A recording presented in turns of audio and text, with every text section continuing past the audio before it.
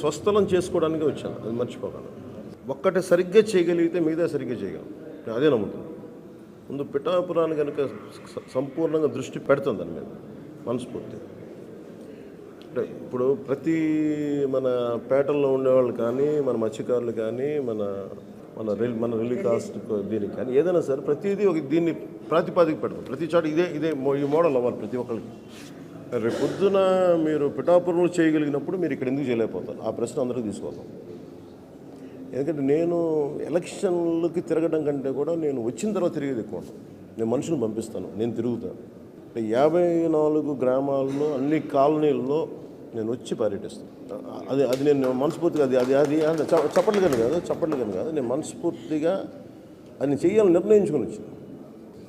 కాదు నేనేంటంటే ఇది నేను ఇష్టం ఉండి చేస్తాను, మీకు ఇష్టం మనస్ఫూర్తిగా. మీరు ఎంత ప్రేమతో వచ్చారో దానికి 10 ఇంతలు ప్రేమ చూపిస్తాను.